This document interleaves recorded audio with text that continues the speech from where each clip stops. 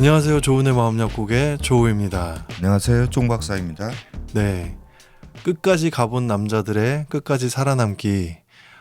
정말 오랜만에 다시 다시 시작하게 되네요. 한 것 같아요. 네, 제가 작년에는 좀 여러 가지 회사나 뭐 이런 걸로 사정이 좀 바쁘고 조우님이랑 스케줄 조정도 좀 힘들고 그래갖고 네, 이렇게 오래간만에 찾아뵙게 됐습니다. 네, 저희 채널을 새롭게 구독하신 분들은 끝난 끝살을 잘 모르실 수도 있는데 그래도 끝난 끝살이 꽤 오랫동안 했던. 네, 작년에 해갖고 그래도 한 5개월? 4, 5개월 정도 했던 것 같아요. 끝난 끝살 첫 번째는 첫 번째부터 했던 거는 네, 되게 오래됐죠. 그거보다 예. 더 오래됐죠. 지금 잠깐 쉰 지가 4, 5개월 됐고 첫 방송은 거의 3, 4년 네, 전부터 3년, 네, 그렇죠. 했던 것 같은데 네. 네. 그래서 저희 방송을 들으시고 또 대면 상담을 좀 요청하신 분들이 꽤 되세요. 네. 그래서 감사하고 네. 저희가 이렇게 새 스튜디오가 생긴 이후로 첫 번째 끝난 끝살이잖아요. 네, 네. 어떠신가요? 아유, 그 감개가 무량합니다. 처음에 할 때 이제 저희가 성남에 있는 아트센터에 가서 네. 방송 장비를 보면서 하고 조우님이 그때 그러셨잖아요. 이런 데서 한번 방송해보고 싶다고. 네. 근데 스튜디오가 거의 그 급으로 바뀐 것 같아요. 되게 깔끔하고 예. 방송하기도 해갖고 예전에 비해서 굉장히 편안하고 쾌적합니다. 예, 맞아요. 그때 갔을 때도 약간 장비나 아니면은 스튜디오 이 느낌이 라디오 부스 같은 네. 그런 느낌이었는데 네. 거기보다 더 쾌적한 것 같아요. 보면은. 네. 그래서 되게 잘 해놨습니다. 그때가 한 2년 전, 3년 전인 것 같은데 네. 그때 바랬던 그 바람이 이루어져서 네. 너무 감사하고 네. 또 여러분들께 좋은 컨텐츠로 보답하도록 하겠습니다. 네. 네. 그래서 오늘 주제가 어떻게 될까요? 오늘은 심리치료 기법에 대해서 네. 쉽게 이해하는 방법을 설명드리려고 합니다. 네. 그 과정에서 뭐 이 기법을 응용하면은 굳이 심리학자가 아니더라도 부모님과 뭐 보호자 당사자 관계를 어떻게 개선하는데 좀 쓰일 수 있지 않을까 네. 그런 관점도 있습니다. 실생활에서 이용할 수 있는 그런 심리치료 기법들을. 심리치료라는 게 결국은 자기 심리학자의 전유물이 아니니까요. 네. 알겠습니다. 그래서 오늘 주제 제목이 억지로 바꾸려 하지 말고 온전히 버텨가며 관점을 새롭게 가지자 이렇게 하셨는데 네. 이 주제를 좀 택하신 그런 이유가 있을까요? 억지로 바꾸지 말고 온전히 버텨가며 관점을 새롭게 하자. 이 세 가지에 네. 최근 심리치료에서 가장 그래도 활발하게 쓰이는 세 가지 심리치료가 다 녹아 있거든요. 그러니까 억지로 바꾸지 말자는 거는 해갖고 수용 전념 심리치료 ACT라고 그럽니다. 네네. 전에 이제 여기 끝난 끝살에서도 방영한 게 있는데 최은영 교수님이 그때 네네. 오셔서 예. 3세대 인지행동 심리치료라고 이제 말씀해 주신 게 있거든요. 예. 그게 이제 수용 전념 심리치료에는 ACT인데 그걸 한 가지 키워드로 바꾼다면 억지로 바꾸지 말자 이거고요. 예. 그리고 또 DBT라고 좀 변증법적 심리치료라고 또 들어보신 분은 많이 들어보셨을 거예요. 네네. 그래갖고 기존의 CBT 인지행동 심리치료가 잘 먹히지 않을 때 쓰는 방법인데 DBT 같은 경우에는 한마디로 쉽게 이야기하면 온전히 버텨보자 요거고요. 그리고 CBT가 원래는 처음에 시작됐던 대부분 아는 인지행동 심리치료인데 이거는 결국은 한마디로 얘기하면 관점을 새롭게 가지자입니다. 그래서 일단 한 키워드로 해갖고 쉽게 받아들일 수 있게 한번 그래서 설명해봤어요. 오늘 좀 ACT와 DBT와 CBT를 좀 그 쉽게 중심으로. 풀어주시는 거군요. 네, 너무 감사합니다. 우리가 CBT 인지행동 치료는 많이 들어본 것 같아요. 네, 그렇죠. 네, 관점을 새롭게 가지자 이런. 네, 그게 핵심입니다. 이런 건데 우리가 그런 살아오면서 네. 겪었던 그런 일들로 인해서 뭔가 우리가 갖고 있는 그 과거에 대한 생각이 네. 조금 왜곡된 부분들이 있을 수 있는 것 같아요. 이게 이제 생각이라는 것도 습관이거든요. 네네. 몸만 습관이 있는 것이 아니라 두뇌도 네. 마음도 습관이 있기 때문에 마음의 습관을 갖다가 천천히 바꿔가자 이런 거죠. 네. 그게 이제 인지행동 심리치료죠. 음. 인지행동 심리치료 전에는 원래 행동주의 기반으로 해갖고 보상 치료가 있었어요. 그러니까 네. 내가 어떤 행동을 했을 때 그것이 잘된 행동이면 어떤 보상을 주고 잘못된 행동이면 페널티를 주는 방식으로 예. 그런 식으로 했었는데 이게 사람한테는 잘 안 먹히더라. 그거에서 또 이제 반성으로 출발했던 게 이제 인지행동 심리치료. 그런 역사가 있군요. 네. 그러면 그 인지행동 치료를 받고 싶다. 네. 이러면 제가 알기로는 그 정신과 의사 선생님들 중에도 이 인지행동 치료를 하시는 모든 분들. 심리치료는 사실 인지행동 심리치료를 기반으로 하고 있는 네네. 네. 모든 기법 같은 그러면 그 인지행동 치료는 네. 상황 자체보다 그 상황을 해석하는 방식이 그 감정에 영향을 준다 이렇게 보는 그러니까 거죠. 상황을 갖다가 자신이 왜곡되게 음. 해석하고 있다고 그러는 거죠. 그러니까 똑같은 상황에 있어도 어떤 A라는 사람은 그 상황을 갖다가 충분히 극복 가능하면서 긍정적으로 바라보는데 B라는 사람은 굉장히 스트레스를 볼 수가 있잖아요. 예를 들어서 그런 건가요? 그 누가 저를 쳐다봤어요. 네. 근데 뭐 음.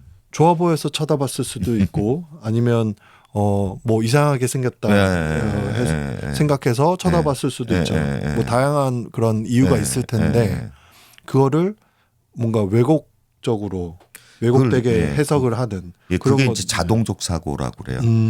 그 전문 용어로는 해갖고 마음의 습관이라고 그러지 않고 자동적 사고라고 그러는데 네. 자동적 사고가 남이 나를 쳐다보기만 해도 해갖고 내가 뭘 혹시 잘못한 게 아닐까 이렇게 생각하는 경우가 있을 때 뭐 그런 것들입니다. 그거는 그러면 과거에 어떤 사건이 있었기 때문에 그렇게 해석을 하는 걸까요? 그 여러 가지 그 자신의 굴곡되는 트라우마나 해갖고 상처들 때문에 네. 그러니까 내가 자신감이 결여됐을 수도 있고 과거에 다른 사람한테 심한 정신적인 충격을 받았을 수도 있고 그런 것들이 이제 왜곡되는 그런 자동적 사고에 이제 개입이 되죠. 그러면 인지행동 치료를 한다고 했을 때 대화를 하면서 그 상담자가 그거는 이렇게 해서 그런 거 아닐까요? 이런 식으로 고쳐 나가는 건가요? 근데 그 관점을 바꿔주죠. 해갖고 여러 가지로 봤을 때 해갖고 사람들은 해갖고 그렇게 관심이 사람들 이렇게 많지 않아요. 뭐 이런 얘기도 하고. 대표적인 얘기하는 것 같은 경우는 그렇게 남의 시선을 신경 쓸 때 같은 경우에는 보통 이런 얘기를 많이 해줍니다. 생각보다 사람들은 다른 사람한테 무관심하다고. 맞아요. 실질적으로 본인이 어떤 행동을 하더라도 그 행동 갖고 난 다음에 정말 오랫동안 기억해 주는 사람이 없습니다. 본인이 연예인도 아니고. 사실 저희가 이렇게 상담을 해보면 저희는 상담 치료를 하지는 않습니다. 그 동료 지원 상담이어서 그런데 그 조증 때 했던 그런 일들로 인해서 사람들이 나를 그때 그 기억을 하지 않을까 수치스러운 거죠. 그러면 사람들이 그만큼 다른 사람에게 관심을 갖지 않는다 이렇게 말을 하곤 하는데 조증 때 그 보였던 모습들이 사실 좀 수치스러울 수는 있죠. 그리고 그때 나의 모습을 아는 사람을 만나는 게 좀 힘들 수는 있죠. 물론 이제 심각하게 조증 때 사고가 벌어진 것 같은 경우는 그게 그 사람하고 이제 감정 교류에 있어서 문제가 있을 수도 있지만 제가 생각하기에는 좀 자유로워질 필요도 있는 것 같아요. 대부분의 사람은 타인에 대해서 그렇게 관심이 많지 않습니다. 그런 것 같아요. 근데 우리가 생각하는 오히려 것만큼, 더 그거에 대해서 집착하면서 스스로 괴롭히는 경우가 많지. 뭐 이런 종류가 인지행동 심리치료입니다. 그 오늘 이렇게 준비해 주신 내용을 보니까 좀 밥맛에 비유하는 경우가 많은 것 같은데. 저는 밥맛을 중점적으로 이걸 갖다 얘기를 끌어가기로 했어요. 네. 왜 그러냐면은 사실 그 면이 네. 좀 더 설명하기 편할 것 같아서. 네. 네. 밥이 정말 맛이 없는지 다시 한번 생각해 봅시다. 이런 식으로. 그게 이제 그 인지행동 심리치료의 한계이기도 합니다. 자, 밥이 맛이 없어요. 예, 예. 밥이 맛이 없는데 밥이 정말 맛이 없는지 한번 생각을 해보면서 밥을 먹어보자. 말이 설득이 되나요? 본인한테?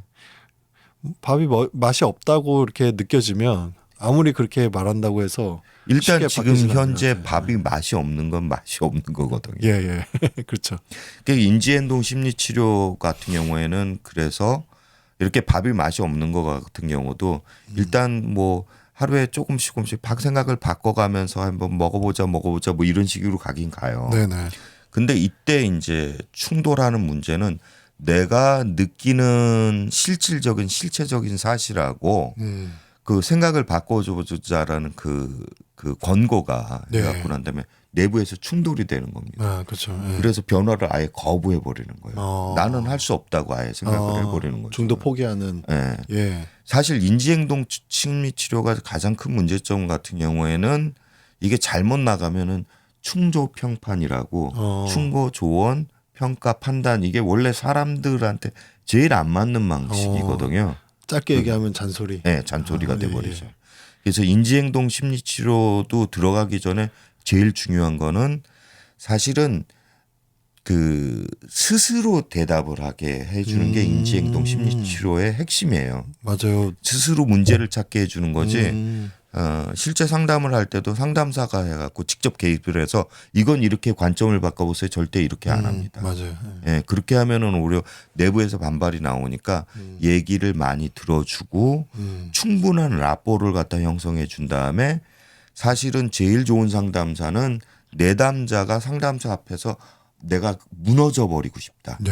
예. 편안하게 무너져 버리고 싶다. 그래서 안전한 기분이 들어서 내가 모든 문제를 얘기하면서 상담사는 그러면은 실마리만 주면서 내가 어떤 식으로 관점을 바꿔야 될까 이걸 갖다가 이제 실마리를 계속 주는 방법이거든요. 근데 실마리를 아무리 줘도 자 밥이 맛이 없는데 예. 자꾸 맛있을 것 같다는 혹은 왜 맛없다고 생각하는 게 잘못됐다는 이 식으로 실마리를 준다고 그러면은 내부에서 반발이 올라와요. 그렇죠. 그러니까 자기가 쉽게 수용할 수 있는 단계는 어느 정도 인지행동 심리치료에서 가는데 우울증이 심하거나 네. 혹은 특정에 대해서 트라우마가 심한 경우에는 처음부터 그걸 다 받아들일 수가 없습니다.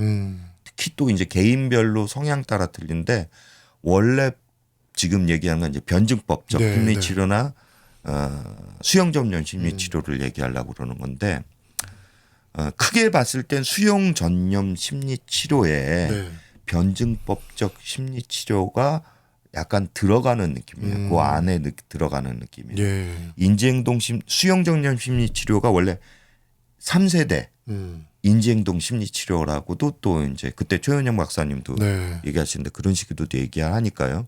근데 변증법적 심리치료를 애초에 창시한 마샤 리네함 박사가 실질적으로 본인이 제 기억에는 해갖고 경객성 인격 장애를 앓고 있었어요.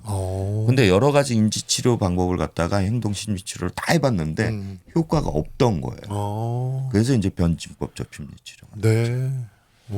근데 그렇다고 인지행동 심리치료가 효과가 없다는 말은 아닙니다. 네.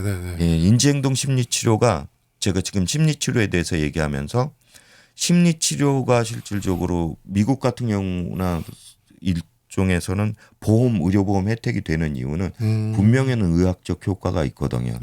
초기에 인지행동 심리치료가 성립되고 나서 보통 일주일에 한 번 정도 12번에서 16번을 갖다가 우울증 약을 먹는 사람과 우울증 약을 먹지 않고 인지행동 심리치료만 받는 사람과 비교를 해봤을 때 약효만큼 효과가 나서 인지행동 심리치료라는 것이 이제 보험도 되고 그렇게 이제 우리나라에서는 불행히도 이제 그게 안 되지만 그렇게 됐던 겁니다. 근데 모든 약이라는 것도 사실 제대로 다 듣는 게 아니잖아요. 1세대 약이 있고 2세대 약이 있듯이. 네, 그렇습니다.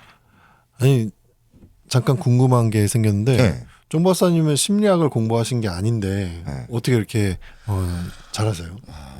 심리학을 갖다가 그 전공은 안 했지만 네. 그 뒤에 해갖고 계속 공부를 했죠. 어. 왜냐하면 제 자신 문제를 갖다가 해결하고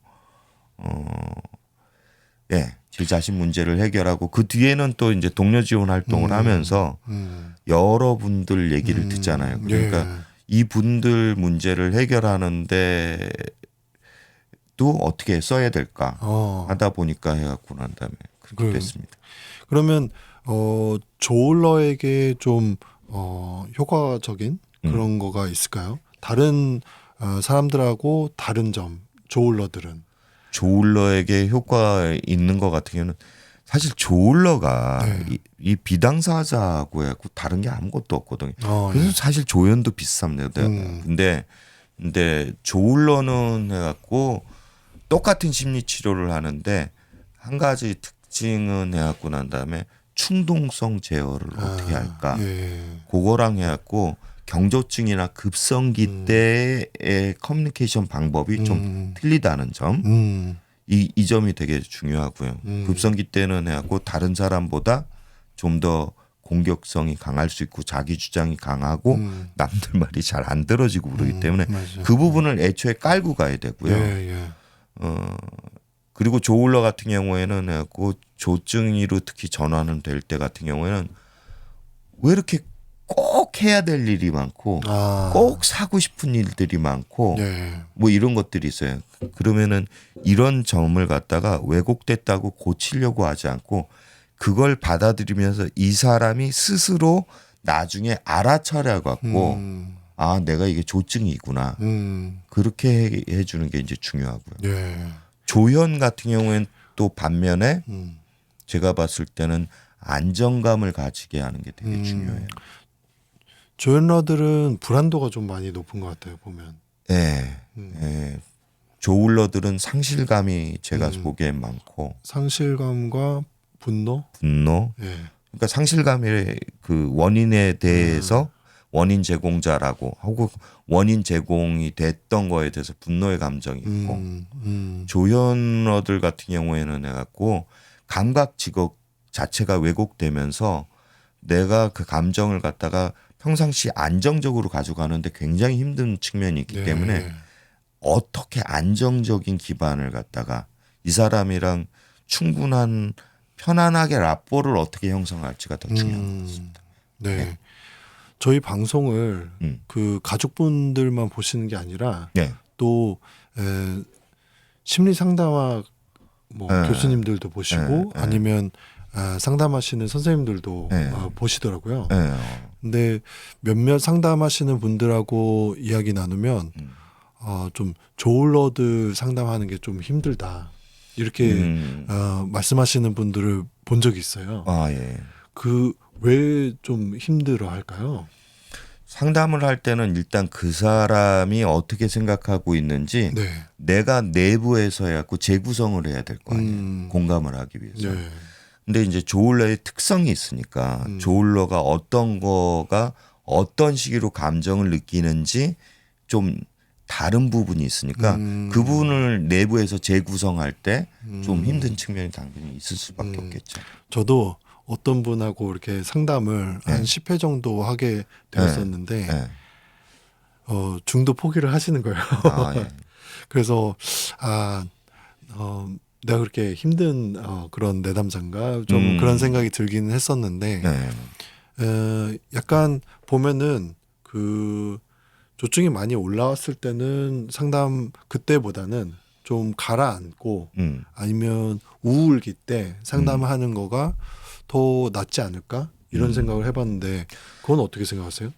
급성기를 제외하고는 네. 조증 때 같은 경우는 일단 많이 들어주면서 스트레스를 빼주는 게 중요한 것 같아요. 근데 말이 너무 많잖아요. 그 조증 때.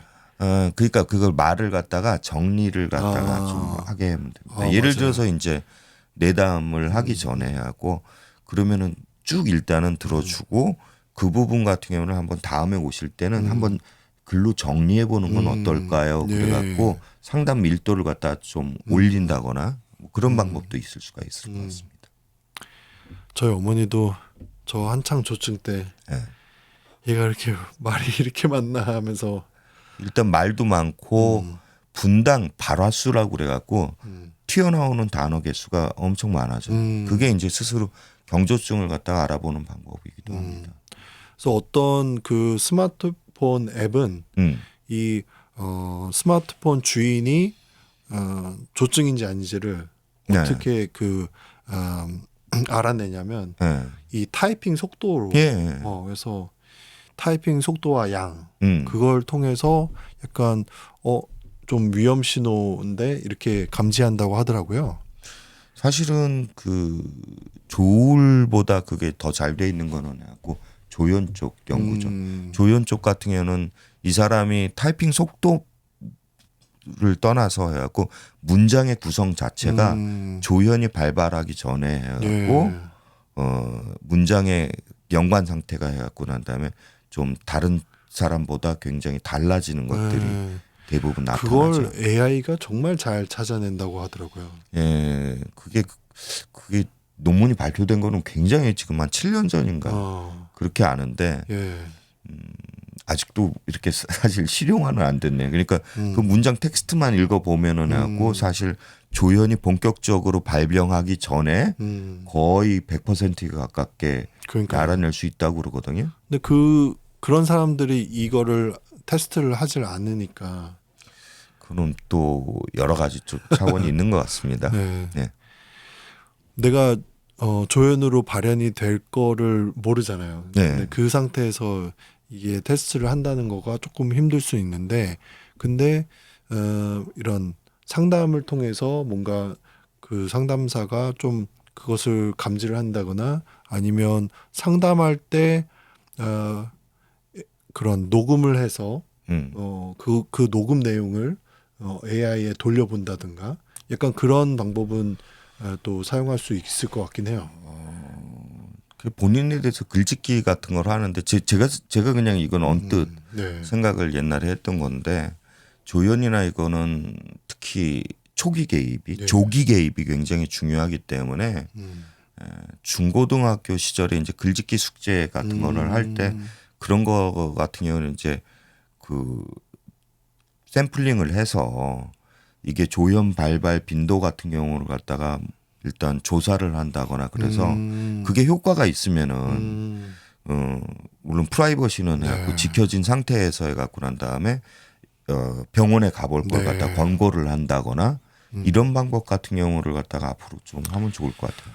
네, 그 교육 현장에서 느끼는 그런 정신건강 문제 이런 거를 선생님이나 뭐 상담하는 분이나 먼저 알아채도 그거를 부모한테 말을 하는 거가 참 어렵다고 하더라고요. 그게 프로토콜이 제대로 없어서 그런 것 같아요. 부모한테 말을 하면 굉장히 기분 나빠하고 그래서 그 부분이 좀 우리가 일반인들이 정신건강에 대한 기본적인 그런 지식이 좀 있으면 또 좀 너무 이렇게 기분 나쁘게 받아들이지는 않을 텐데 그 부분이 좀 많이 이루어져야 되는 것 같긴 해요.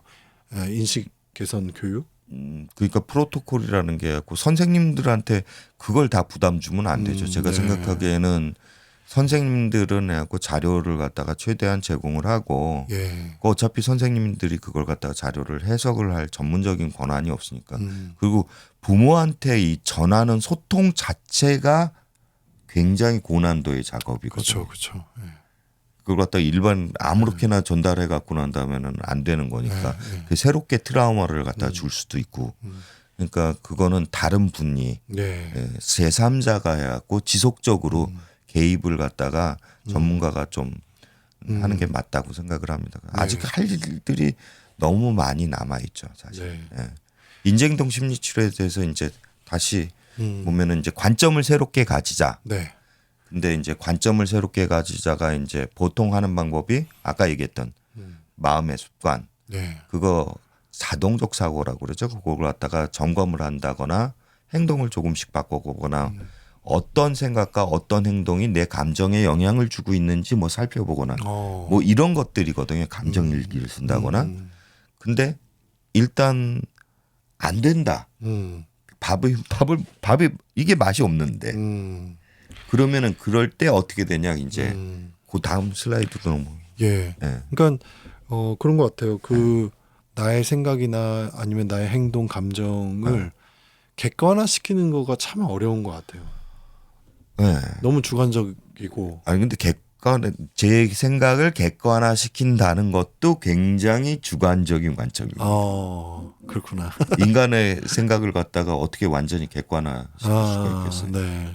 맞아요. 그게 맥락에 따라서 워낙 다양해지기 때문에 그래서 보통은 해갖고 균형 있게 응대가 가능한 거예요. 그게 제가 생각하기엔 객관적인 것 같아요. 네.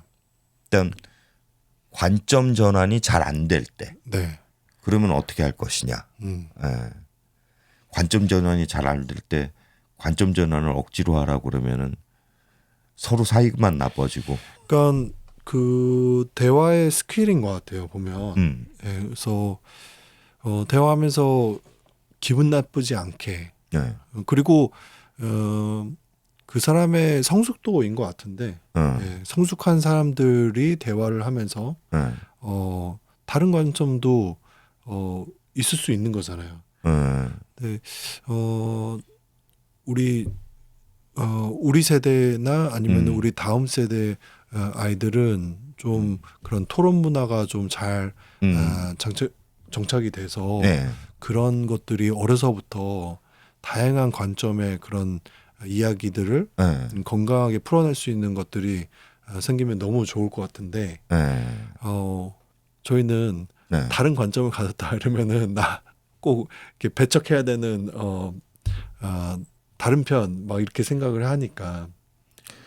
그 최근에 읽은 책 중에 하고 난 다음에 어떤 책에 무슨 얘기를 하고 있냐면은 하고 사람이 원래 하고 즉각적인 생각하고 깊은 생각이 있는데 언제 깊은 생각을 주로 하느냐고 하면은 다른 사람이 나의 관점을 바꾸려고. 깊은 생각을 어떤 식으로 하냐면은 내 관점을 바꾸지 않기 위해서 깊은 생각을 합니다. 내 관점을 바꾸기 싫어서.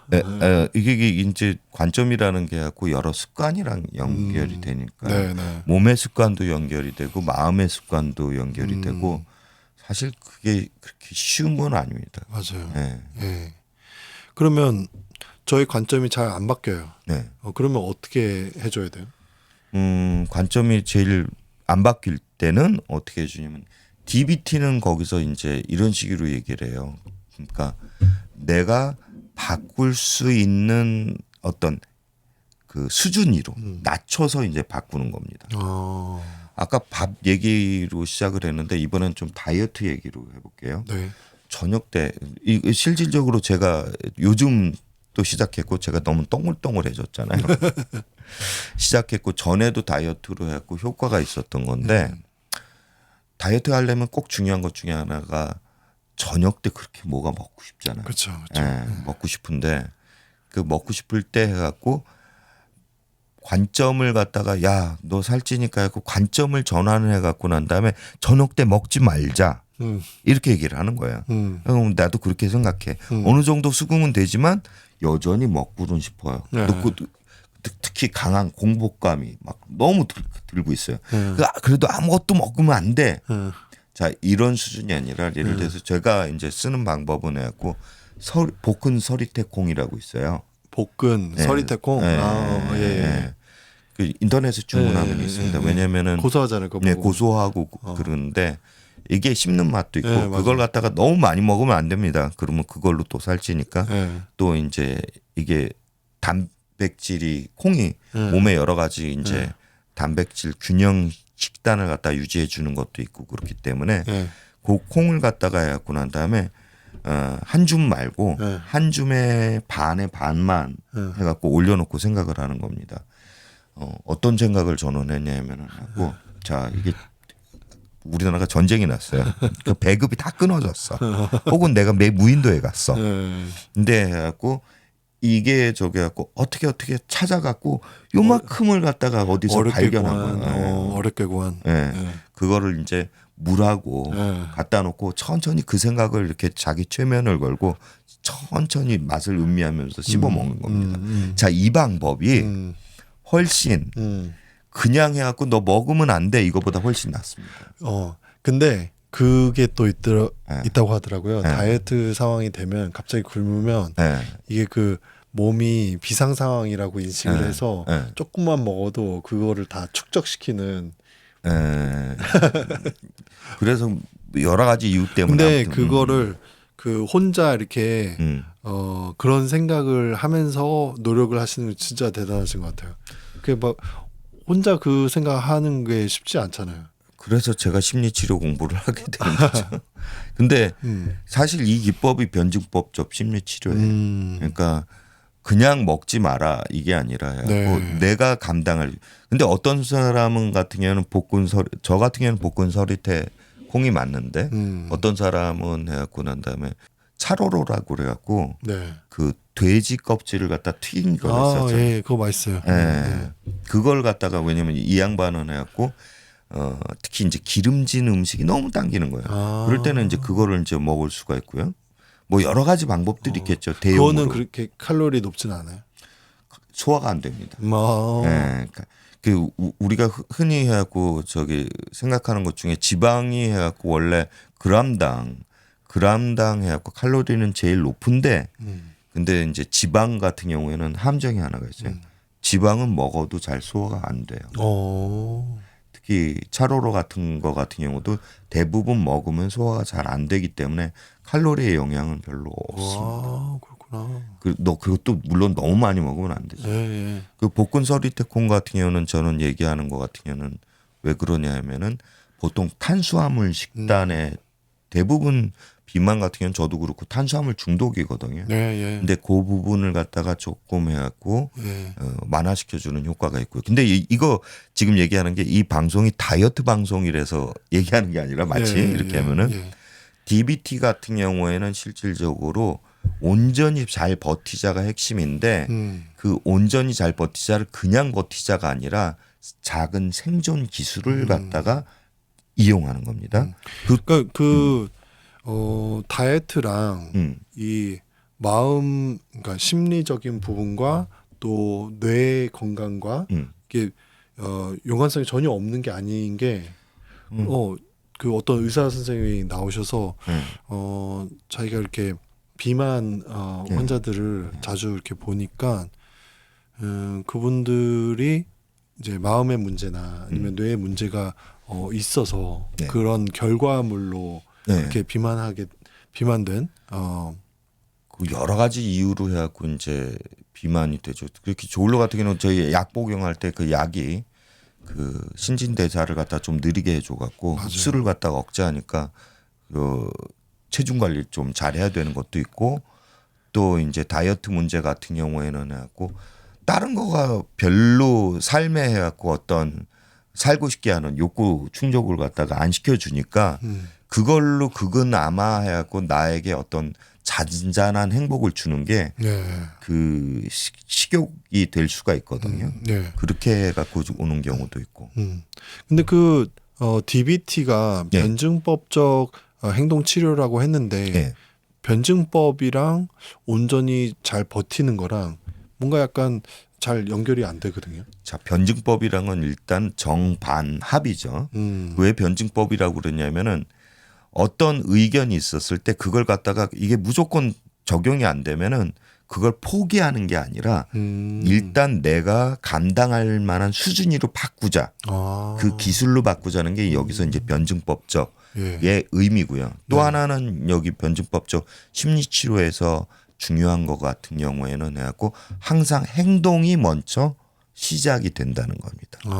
왜냐하면 내가 마음이 안 바뀌고 있는데 마음을 갖다 먼저 바꾸자고 그러면은 해갖고 쉽지가 않거든요. 그러니까 보통은 작은 행동. 그래서 제가 작은 자가 활동약 같은 경우도 일종의 DBT적인 관점으로 볼 수가 있어요. 그렇구나. 그러니까 저 같은 경우 자가 활동약이 모르는 그런 분들을 위해서 좀 짧게 설명을 드리면 우리가 네.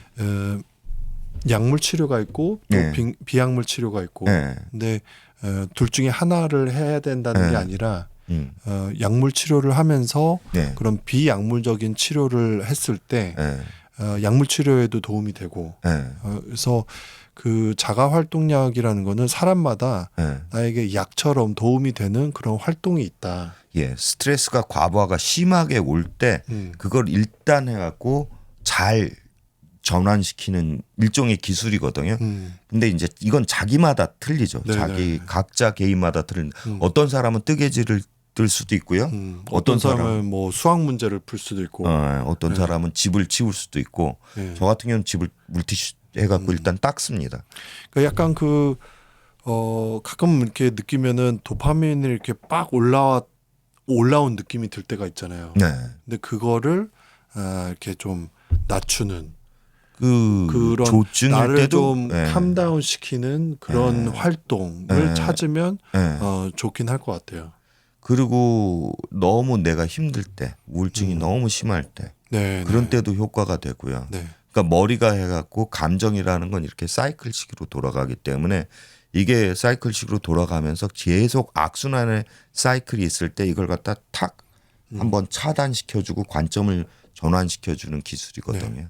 DBT 이 변증법적 행동 치료를 이용해서 내가 만약에 그런 감정적으로 힘들 때 무너지지 않도록 좀 작은 생존 기술을 사용하고 싶다. 이럴 때는 어떤 그런 기술들을 사용할 수 있을까요? 그 앞서 얘기했던 제가 저녁 때 너무 공복감에 힘들 때 네. 마치 서리태콩을 갖다가 씹으면서 저걸 하듯이 네. 자기가 감당할 수 있는 수준에 그리고 이거는 행동이 들어갑니다. 네. 생각의 교정이나 관점의 변화가 아니라 어떤 행동을 하는 겁니다. 그래서 어떤 행동을 하면서 그런 행동이 이제 누적되면서 네. 내가 그것이 행동이 누적돼서 사실 내 삶의 변화가 어떻게 변화됐는지 그걸 이제 관찰하고 그거에 따라서 이제 목표를 수정을 하면서 사실 DBT는 해갖고 이 정도로 이렇게 구체적인가 할 정도로 이렇게 사실 그 기술일 같은 경우가 아주 구체적으로 돼 있어요. 네. 그래서 뭐 산책을 하더라도 어떤 방법으로 어떤 코스로 어떻게 가야 된다. 뭐 이런 식으로 해갖고 뭐 진행이 되니까요. 그것도 이제 개인 맞춤형으로. 그래서 기술 상담사라고 DBT에서는 해갖고 치료할 때 그런 것들이 이제 들어가서 개입을 하게 됩니다. 그러면 그 DBT의 그런 행동들로 인해서 온전히 이렇게 버티는 그거에 힘이 되어주는 건가요? 그쵸, 그런 행동들이 버티는 거죠. 그러니까 제가 여기서 DBT를 갖다가 여러 가지로 설명할 수 있는데 네. 딱 한 가지 키워드로 이제 버틴다고 그러는 게 내가 바꾸는 과정 같은 경우도 버티는 거고 네. 또 하나는 DBT는 CBT랑 좀 맥락이 틀린 게 CBT는 마음을 바꿔서 행동이 바뀌는 관점이라면은 DBT나 사실 ACT도 결국은 큰 관점에서 동일한데 네. 행동부터 작은 행동부터 바꿔서 그게 마음을 바꿔가는 관점으로 좀 봐도 무리가 없지 않나 그런 생각이 드네요. 네. 제가 얼마 전에 그 올린 영상 중에 네. 뇌가 먼저일까 몸이 먼저일까 이런 영상이 있었거든요. 그러니까 우리가 기분이 안 좋아서 자세가 이렇게 움츠릴 수도 있고 그렇지만 자세가 움츠려져 있고 이렇다고 하면은 뇌가 몸의 주인이 기분이 안 좋은 상태인가 보다 이렇게 인식할 수도 있다는 거죠. 그래서 저도 요즘 최대한 이렇게 자세를 좀 좋게 하려고 노력을 하는데 그런 어깨 피고 뭐 고개 들고 다니고 요즘 이렇게 보면은 하도 스마트폰을 보니까 고개를 숙이고 있잖아요. 그렇죠. 그 요즘에 조금 유행하는 책 중에 하나가 그런 우리의 뇌가 그 원시인의 뇌를 갖고 있는데 네. 그 뇌가 이 현대인들의 그런 일들을 원시적으로 이렇게 느끼는데 그거를 잘 파악을 해줘야 된다. 이런 논리로 이렇게 써내려간 책이 있어요. 네, 그래서 여러분들도 DBT적인 그런 작은 행동들을 좀 찾으시면 좋을 것 같아요. 그러니까 마음으로 나를 갖다가 고통에서 끌어나오기 힘들 때는 네. 작은 행동으로 나를 갖다가 고통에서 끌어나오는 방법을 갖다가 DBT라고 보시면 될 것 같아요. 근데 그게 이제 좀 더 설계적으로 네. 촘촘하게 들어간다고 생각을 하시면 될 것 같고. 네. 잠깐 딴 얘기인데 네. 강의 요청이 들어왔습니다.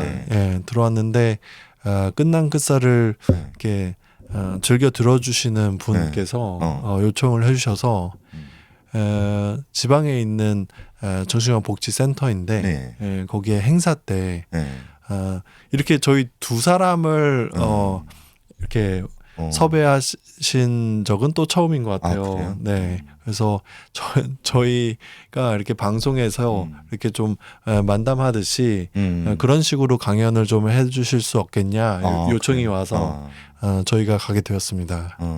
네, 예, 알겠습니다. 저 아주 기쁘게. 네. 네. ACT, 예. ACT는 수용 전념 치료라고 하죠. 그래서 그 메인 문구가 억지로 바꾸지 말자. 제가 이제 억지로 바꾸지 말자 네. 얘기를 했는데 이걸 갖다가 얘기를 한다면은 해갖고 감정 자체가 존재하는데 네. DBT가 제가 ACT의 어떤 한 부분이라고 이렇게 얘기를 네, 하잖아요. 네, 네. 그러니까 감정 자체를 인정을 하고 안고 어떻게 갈지. 근데 ACT에서 DBT가 조금 더 특이 있는 거는 네. 감정을 안고 가는데 버티게 하는 거죠. 덜 고통스럽게 하는 그 어떤 기술적인 측면을 다룬 게 DBT라고 볼 수 있고요. 네. ACT 자체는 감정 자체를 안고 갈 수 있다는 걸 갖다가 얘기를 합니다. 근데 억지로 바꾸지 않는 거. 그리고 저는 이게 ACT랑 억지로가 굉장히 중요한 단어 같은데. 그 되게 좋아하는 문구가 네. 그 라인홀트에 해갖고 평안을 위한 기도라고 거기에 보면은 저에게 제가 바꿀 수 있는 것은 받아들일 수 있는 용기를 평온함 네. 바꿀 수 있는 용기를 주소서. 네. 그리고 바꿀 수 있는 것과 바꿀 수 없는 것의 차이를 구별할 수 있는 지혜. 네, 맞아요. 이게 이제 기도에 나오는데 여러분 찾아보시면 나옵니다. 맞아요. 근데 여기서 보면은 첫째 일단 바꿀 수 없는 것들에 대해서 받아들일 수 있는 용기라는 말이 나와요. 용기는 뭐가 들어가냐면은 결단이 있어야 된다는 거예요. 네, 바꿀 수 없는 것이 무엇인지. 일단 당장 바꿀 수 없는 거. 그런 말씀하시는 분도 계시더라고요. 내가 통제할 수 있는 일인지 통제할 수 없는 일인지 그거를 먼저 구분을 하게 하고 통제할 수 없는 일이면 그건 놔두면서 내가 통제할 수 있는 선 안에서 할 수 있는 것들을 해라. 이렇게 말씀하시는 분도 계시더라고요. 지금 얘기하는 것들이 사실은 이게 뭐 심리학을 갖다 강의하려고 하는 건 아니고요. 네. 그 CBT 같은 경우 관점에서 아까도 제가 말씀을 드렸잖아요. 부모님이 보호자가 잔소리를 합니다. 근데 제가 아까 말씀드렸죠. 사람이 언제 제일 깊은 생각을 하냐면 내 갖고 있는 마음의 습관을 바꾸려고 할 때 제일 깊은 생각을 합니다. 바꾸려고 하는 게 아니라 바꾸지 않을. 그러니까 이제 잔소리가 되는 거거든요. 그러니까 잔소리를 하면 역효과만 더 늘어난다. 역효과가 더 늘어날 가능성이 있는 거죠. 왜냐하면 나는 왜 이 행동을 지속해야 되는지에 대해서 자기 합리화가 된 생각을 정말 깊이 하거든요.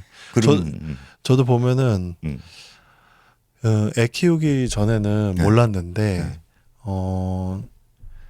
잔소리가 제일 쉬운 거더라고요. 그러니까 잔소리 나오는 그거를 꾹 누르는 게 제일 어렵지 잔소리 하는 건 너무 쉬워요. 그런데 왜 잔소리를 안 하냐 하면은 해갖고 잔소리를 해봤자 역작용 관계의 역작용밖에 없거든요. 그 말은 들어가지도 않고. 맞아. 그래서 사실 CBT 같은 경우도 본인이 스스로 어떻게든 알게 해주는 그 훈련으로 이제 들어가는 건데 그것이 힘들 때 그럼 부모님이 어떻게 해야 될까? ACT적인 관점에서 보면은 아까 얘기한 것 바꿀 수 있는 당장 지금 통제할 수 있는 현실과 통제 안 할 수 있는 현실을 갖다가 일단 구분을 짓고 지금 당장 변할 수 없는 건 일단은 받아들이고 바꿀 수 있는 작은 것부터 이제 바꾸는. 그러면 이해하기 쉽게 네. 밤새도록 아이가 게임을 해요. 네. 그러면 그럴 때는 어떻게 해줘야 될까요? 게임을 하지 말라는 건 아니죠. 일단 네. 밤새도록 하지 말라는 것부터 해갖고 난 다음에 일단 게임을 갖다가 밤에는 안 하고 낮에만. 나지만 예, 그 정도 수준이요. 예. 게임하는 건 좋아. 게임하는 건 좋은데 게임을 하려면은 해갖고 난 다음에 게임 시간을 정해놓는 거. 근데 이것도 해갖고 본인 스스로 해갖고 타협점을 갖다 내놓게 하는 게 제일 좋아요. 근데 그 보면은 아빠들은 일하느라고 바쁘고 네. 엄마가 주로 아이와 이렇게 부닥치게 되는데 그 남자 아이들은 게임이나 아니면 운동이나 이런 것들을 함으로써 그 무리 안에서 인정을 받거나 아니면 그 무리 안으로 들어갈 수 있는 거잖아요. 네. 근데 그 엄마들은 그걸 잘 이해가 안 가는 거죠. 그래서 왜 게임하는지도 이해가 안 되고 근데 애들이 이렇게 놀면서 또 어른이 돼서도 마찬가지인 것 같아요. 어른이 되고 남자들이 하는 얘기가 뭐 차 얘기 아니면 뭐 골프 얘기 이런 거잖아요. 근데 만약에 차에도 관심 없고 골프도 안 쳐. 저 같은 사람인가? 그런데 그러면은 이야기에 끼기가 힘들잖아요. 네. 근데 어린애들은 그게 이제 게임인 거죠. 그리고 또 게임을 잘해야지 그 무리 안에서 또 인정을 받고 하니까 뭐 공부로 인정받으면 너무 좋겠지만 예. 게임 문제 같은 경우는 워낙 또 할 얘기가 많은 문제이기 그쵸. 때문에 예. 그 부분 같은 경우에는 분명히 그 이 말씀이 일리가 있고요. 그래서 사실은 해갖고 게임을 갖다가 안 하게 하는 것보다 사실은 그 하고 있는 원인부터 네. 파악을 해갖고 그게 이제 관계에서 오는 거면은 다른 식의 인간 관계를 갖다가 애 스스로 가지게 하는 방법을 또 취해야 되는 것 같아요. 네. 조금 안타까운 건데 저는 호주에서 좀 고등학교를 다녔잖아요. 네. 그럼 워낙 그 자연 환경이 잘 돼 있고 네. 또 학교도 고등학교 3학년인데도 네. 오후 3시면 학교가 다 끝났어요. 그러면은 끝나고 뭐 농구하고 뭐 놀고 이렇게 하는 건데 한국에서는 한국 친구들이 스트레스를 풀 때가 많지 않은 것 같아 보면 몸으로 놀면서 스트레스 푸는 거가 가장 좋은 방법이잖아요. 그렇죠. 근데 운동할 수 있는 시간도 많지 않은 것 같고 대부분 앉아서 공부하는 시간에 모든 시간을 들이다 보니까 참 그래서 학생들 보면 좀 안타까운 것 같아요. 그리고 이게 그런 운동이나 아니면 다른 것들을 통해서 스트레스 관리를 잘 할 수 있어야 되는데 그런 것들을 가르쳐 주지 않으면서 계속 공부에만 매진하도록 하니까 참 힘든 것 같아요 보면. 그러니까 사실 공부하기 전에 더 배워야 될 거는 제가 생각하기에는 노는 법부터 배웠어야 되는데 저희 교육 현장에서는 꼭 공부하는 법만 가르치지 놀이를 하는 법에 대해서는 가르치지 않는 것 같아요. 맞아요. 부모님들 같은 경우도 또 놀이를 한다 그러면은 꼭 특정 이벤트가 있는 장소를 간다거나 뭐 이런 방법으로 풀잖아요. 이게 왜냐하면 본인이 신경을 안 써도 되고 거기 가면은 어떤 것들이 갖춰져 있고 거기서 이제 주어지는 서비스만 즐기는 대로. 제가 봤던 그 호주 애들도 보면은 엄청 놀아요. 노는데 고등학교 2학년이나 3학년 이때 자기한테 꽂히는 과목이 있는데 그걸 드립다 파더라고요. 그러면서 대학교 가서 더 매진을 하던데 한국은 지금 뭐 초등학교 들어가기 전부터 빡세게 이렇게 하니까 고등학교 2학년, 3학년 되면은 사실 지치고 또 좋은 대학을 들어간 친구들도 딱 들어갔을 때 이게 마음이 놓이면서 그때 이제 내가 왜 그토록 공부를 했는지 이거를 이유를 모르니까 또 방황하게 되고 이런 친구들 보게 되더라고요. 그러니까 제가 봤을 땐 한국 사회 같은 경우는 끊임없이 해갖고 목표가 미뤄지는 사회 같아요. 그러니까 고등학교 때 같은 경우는 좋은 대학, 네. 좋은 대학에 가면은 그걸로 끝나는 게 아니라 취직. 네, 네. 또 취직한 다음에는 너 해갖고 돈을 벌어야지 하고 결혼이나 뭐 네. 이걸 갖다 할 수 있잖아요. 또 그다음엔 또 자녀 양육 뭐 맞아요. 그다음엔 아파트 사야 되고 그러니까 그 겹겹이 자꾸 이제 목표가 주어지는 건데 예. 제가 봤을 때는 해갖고 그거보다 어떻게 내 삶을 갖다가 즐길 수 있는지 네. 그거에 대해서 정말 많이 생각을 해야 되는 것 같아요. 네. 그러니까 여기 ACT에서도 자꾸 감정을 갖다 없애기보다 감정을 안고 뭐 간다 이런 식으로 얘기하는데 요즘 같은 경우에는 본인 감정이 어떤 감정인지도 모르고 사는 사람들이 많습니다. 맞아요. 그래서 사실 DBT에서 그러면 나의 감정을 잘 알려면 어떤 것들이 도움이 될까요? 감정을 알려면은 이거는 네. 관계 치료랑 뭐 같이 들어가는 건데 네. 대인 관계도 좀 가능한 줄이는 게 좋습니다. 너무 많은 것보다 예. 조금 줄이고 혼자 있는 시간을 조금 가져야 되는 그리고 거예요. 혼자 있는 시간이 외로운 시간이 아니라 소중한 시간이라는 걸 갖다가 예. 그러니까 아무것도 안 하고 있는 시간 있잖아요. 네네. 그러니까 게임 중독이나 이 부분이 제가 얘기가 길다고 그러는데 네. 그런 경우에 아이들 같은 경우 끊임없이 뭐를 안 하면 본인 스스로 굉장히 불안감에 올라가 있는 친구들이 많아요. 아, 예, 예. 그러면 일단 본인이 해갖고 아무것도 안 하고 편하다는 거. 이게 이 게으른 거랑 다른 거죠. 예. 편하게 쉬는 훈련을 못한 친구들이 많거든요. 쉬는 게임 훈련. 같은 경우. 네, 네. 그러니까 오히려 지치고 이렇게 힘들 때 같은 경우는 내가 편안히 쉬면서 쉬어줘야 되는데 대부분 게임 중독이나 이런 친구들 같은 경우 보면 밤새도록 하는 친구들은 내가 스트레스를 받으면 그냥 중독적으로 자동적으로 게임부터 하는 겁니다. 그 뭐 어린 친구들 게임이겠고 네. 또 어른들은 뭐 스마트폰이나 예. 뭐 SNS. 그래서 사실 드라마 중독도 그런 것 중에 하나예요. 사실 본인이 아무것도 안 하고 나를 소중하게 케어하는 훈련이 정말 쉬는데 중요하거든요. 예. 그러니까 명상이 대단한 게 아니에요, 사실은. 명상이 대단한 게 아니라 우리가 밥 먹을 때도 사실 밥을 본인이 먹는 걸 한번 잘 관찰을 해보면은 네. 대부분 밥을 씹지 않고 그냥 꿀떡꿀떡 넘기는 경우가 많아요. 많이 씹지 않고. 네. 이게 다이어트 방법이기도 합니다. 네. 그 많이 씹을수록 해갖고 그 훨씬 낫거든요. 근데 명상이나 뭐 이런 거 같은 경우가 어디 저기 뭐 음악 쫙 틀어놓고 요가 자세를 취하고 이러는 게 아니라 왜 그 자세를 취하는 것도 뭐냐면 온전히 나의 느낌에 집중하기 위해서 방해되는 요소를 제거해 주는 거거든요. 네. 근데 그 작업만 보지 사실 나에게 집중하는 거는 해갖고 난 다음에 안 저거 하니까요. 네, 네. 사실 사무실이나 학교에서도 다른 걸 생각하지 않고 온전히 나한테 집중하는 거를 갖다 가끔씩 해보는 거 멈추고 예. 그런 명상 같은 경우가 굉장히 도움이 됩니다. 네. 그리고 ACT에서도 이제 그런 것들이 있고요. 또 CTR이라는 게 또 있어요.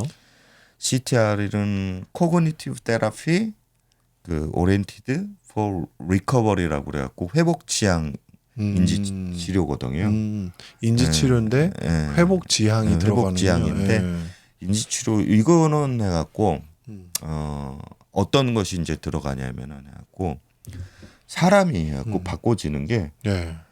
매번 바꿔지는 게 아니거든요. 이걸 갖다가 이제 했던 사람은 에런 백 박사라고 이 인지행동 심리치료의 대가신데 네.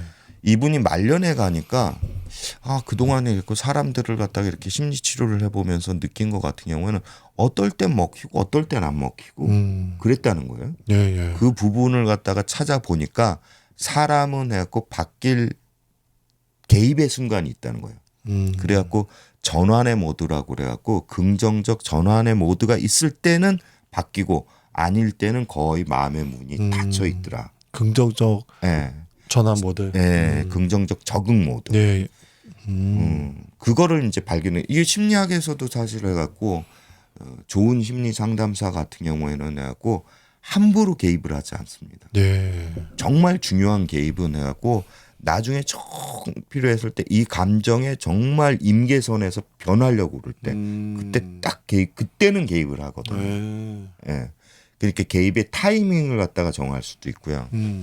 근데 이 부분 같은 경우는 왜 회복 지향이냐고 그러면은 그게 왜 변하겠어요? 자기 스스로. 네. 내 스스로 변하는 이유는 내가 행복해지고 싶다는 마음속의 열망이 있기 때문입니다. 그렇죠. 누구나 있죠. 네. 네. 그런데 그 관점에서 볼 때 같은 경우에는 해갖고 내 삶이 해고 꼭 성공해야 되는 게 아니라 내 스스로 행복한 삶을 사는 게 성공한 거다. 이게 전인적인 성장이거든요. 예, 예. 그러니까 그 삶 자체가 균형이 깨져 있는 거를 갖다가 맞춰가면서.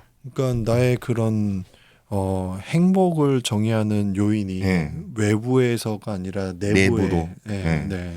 그런 정의를 해가면서 해갖고 작은 즐거움부터 느낀다거나 예. 그리고 내 중에서 해갖고 그 중에서 해갖고 내가 강하게 해갖고 내 감정이랑 연결돼 있고 긍정적인 정서랑 연결돼 있는 부분이 어떤 부분인지 예. 그런 부분을 이제 깨워주고 그리고 한 번에 해갖고 이것도 어떻게 보면 변증법적 심리치료랑 비슷하죠. 뭐냐면 한 번에 과도한 목표를 세우는 게 아니라 해갖고 난 다음에 아주 구체적이고 작은 변화부터 그런 식으로 가도록 네. 설계되는 게 이제 회복지향 심리치료죠. 네. 또 IPT가 있고 네. ERP가 있어요. IPT는 인터퍼스널 테라피? 그 테라피라고 그러는데 대인관계 치료입니다. 네. 그러니까 예를 들어서 밥 먹는 걸로 얘기하면은 해갖고 밥을 먹을 때 물론 밥이 맛있으면은 맛있는 것도 있지만 해갖고 별로 맛이 없는 밥이라도 정말 내가 좋은 사람이랑 같이 만나서 먹는다고 그러면 밥이 맛있지 않습니까? 예. 그러니까 사실 인간관계에 있어서 해갖고 대인관계가 심리적인 정서적인 영향을 주는데 엄청난 막대한 축을 갖다가 주거든요. 그렇죠. 그러니까 어떤 식으로 대인관계를 가져가면서 나의 치료 방향을 갖다가 도움을 줄 건지 이거가 그러니까 이제 이게 대인관계 치료입니다. 먹는 거로 비유해서 그렇지. 네. 예, 같이 그러니까 결혼 전에 저희 와이프가 했던 명언 네. 중에 하나가 있어요. 네. 어디서 사는 게 중요한 게 아니라 누구랑 사는 게 중요하다. 그런 얘기 했는데 네. 관계와 불안이 우리의 그런 삶의 만족도에 영향을 미친다는 거죠. 예. 예. 그쵸. 이거 측면으로 봤을 때는 해갖고 또 얘기 드리고 싶은 거는 해갖고 SNS나 네. 소셜미디어 뉴스 같은 경우에 해갖고 이렇게 불안 강도가 높으신 양반들 같은 경우에는 사실 뉴스 많이 안 보는 게 좋습니다. 맞아요. 예. 그리고 대인 관계도 일단은 줄여가면서 어떤 부분은 정리를 해야 돼요. 그러니까 내가 만났을 땐 나에게 긍정적이고 평온함을 주는 사람들 위주로 대인 관계를 가져가도 그렇게 일단 정리를 하는 게 그러니까 좋습니다. 음식도 그렇고 네. 저는 컨텐츠도 그런 것 같은데 인터넷 기사들 제목도 보면 굉장히 자극적이잖아요. 이게 자극적이지 않으면 사람들이 클릭을 안 하기 때문에 유튜브도 그런 것 같아요. 유튜브 썸네일도 되게 딱 자극적으로 또 어그로 끌면서 이렇게 하는 건데 저도 이렇게 좀 이런 적절한 어그로를 끄는 방법을 알아야 되는데 저는 여태까지 좀 너무 정직하게 제목을 달았던 부분이 있는 것 같아서 또 그게 이제 진정성이라는 것도 네, 있으니까. 네. 그래서 조금 우리가 그런 담백한 컨텐츠와 또 담백한 그런 음식에 좀 그런 것들을 먹어야지 너무 이렇게 자극적인 것만 추구하다 보면 그냥 일상생활의 그런 행복감을 느끼기가 어려워지는 것 같아요. 보면. 예. 그리고 또 높아시면서 말씀드렸는데 IPT 이걸로 그렇게 얘기를 하니까 해갖고 부모님이 해갖고 야 너는 해갖고 누구는 만나지 말고 누구는 해갖고 이렇게 이런 식으로 개입은 절대 안 좋습니다. 네. 제가 아까도 얘기했지만 사람이 가장 깊은 생각을 하는 거는 내 생각을 바꾸려고 할 때. 네. 그거 진짜 명언이다. 예. 네. 그 다음에 이제 ERP라는 게 있습니다. 네, 네. ERP는 뭐냐면은 노출 치료라고 이제 그러는데 노출 반응 치료라고 그러는데 예를 들어서 이제 물에 대해서 공포가 있는 사람을 갖다 수영을 하게 할 때 갑자기 물에 가서 수영하라고 그러면 안 되겠죠. 그렇죠. 네. 그러면 찬찬히 안전한 감정이 있으면서 해갖고 발목부터 그리고 또 그 다음에는 해갖고 난 다음에 또 허리까지 단계적으로 조금씩 고통스러워도 그 고통을 느껴도 안전한다는 걸 느껴주는 겁니다. 약간 그 트라우마가 있는 분들에게도 네. 적용할 수 있을 트라우마 치료도 이렇게 하고요. 강박 치료도 이런 식으로 합니다. 그래서 강박 중에 뭐 이런 강박이 있어요.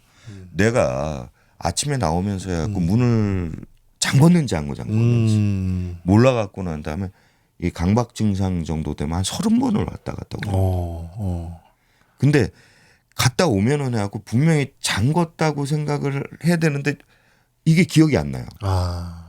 왜 그러냐면 강박이라는 거는 실질적으로 일어나는 게 불안도가 올라갔을 때 원래는 그 뇌에서 해갖고 네. 불안도가 해갖고 끝났다는 종료 신호를 보내줘야 되는데 이 종료 신호를 보내는 메커니즘 자체에 문제가 생겨갖고 강박이 되는 거거든요. 근데 이런 거 같은 경우도 문을 갖다가 3번만 확인하고 그래도 괜찮아. 그냥 오늘 버텨보자 나가서 이런 방법이나 뭐 어떤 분 같은 경우는 이런 것도 있어요. 회사에 뭐를 갖다가 해갖고 쓰레기를 갖다가 밖에다가 해갖고 그 상사가 해갖고 요거 정리하라고 그랬는데 그걸 정리를 안 하고 온 거예요. 집에 오면은 밤새도록 그 생각만. 근데 이것 같은 경우도 그런 상태로 한번 버텨보는 강박이 진짜 그걸 경험하는 당사자는 진짜 힘든 것 같아요. 그러니까 강박이 없는 사람들은 강박이 얼마나 힘든지를 모르죠. 예. 근데 이거 같은 경우가 아무튼 불안해도 괜찮아. 조금 버텨보는 거. 근데 이제 그 불안의 강도, 그 불안의 강도를 갖다 이제 조절하는 게 조금 중요하죠. 둔감하게. 그래서 이제 어느덧 마지막 이야기가 나올 텐데 회복에는 하나의 정답만 있는 것이 아니다. 네. 이렇게 말씀을 해주셨어요. 그래서 우리가 회복으로 나아가는데 다양한 그런 방법들이 있어서 그 방법들에 대해서 하나씩 이렇게 얘기 나눴던 것 같아요. 그래서 뭐 CBT, DBT, ACT, 또 CTR, IPT, IPT, ERP 이렇게 이야기를 나눴는데 몰랐던 그런 방법들이 굉장히 많다는 거를 오늘 알게 되었고 그리고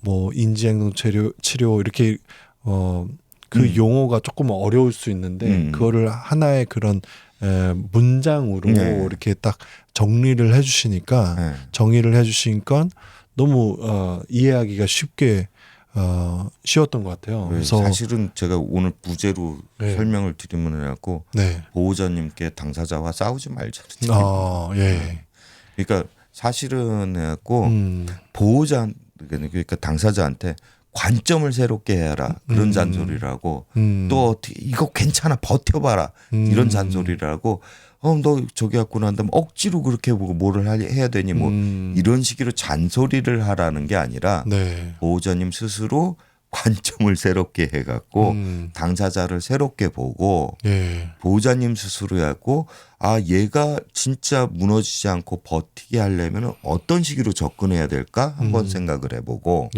그리고 진짜 바꿀 수 있는 것과 바꿀 수 없는 거가 뭔지 일단 그리고 그걸 갖다가 바꿀 수 없는 것들에서 일단 받아들이기 위해서는 정말 용기가 필요하다는 거, 결단이 필요하다는 거, 뭐 이런 거 같은 경우를 얘기하기 위해서 한 겁니다. 네. 그러니까 새로운 잔소리를 하시기 위해서 이걸 쓰시지 마시고 네. 고자님과 당사자분이 정말 어떻게 보면 사랑하는 만큼 화해하고 서로를 있는 그대로 받아들이는 훈련을 하시는데 좀 한번 생각해 보시면서 쓰셨으면 좋겠습니다. 네. 그래서 오늘 이렇게 새로운 환경에서 네. 찍는 첫 번째 그 끝난 끝살이었는데 내용도 너무 좋았고 또 새롭게 알게 되는 네. 그런 부분들이 있었고 네. 또 이 내용하고 연관이 있는지 모르겠지만 다른 이야기로 네. 살짝 빠진 부분도 있었는데 네. 또 필요한 우리가 생각해봐야 되는 그런 네. 부분들이었어서 네. 오늘 방송을 또 재밌게 들어주신 분들이 계실 것 같거든요. 그래서 예, 감사하고 네. 또 오늘 들었던 내용 중에서 좀 와닿던 부분이나 아니면 질문이 있으시다면 네, 댓글 통해서 또 남겨주시면 감사하겠습니다. 네. 네, 감사합니다. 그래서 끝까지 가본 남자들의 끝까지 살아남기에 조우였습니다. 종 박사였습니다. 네, 감사합니다. 감사합니다.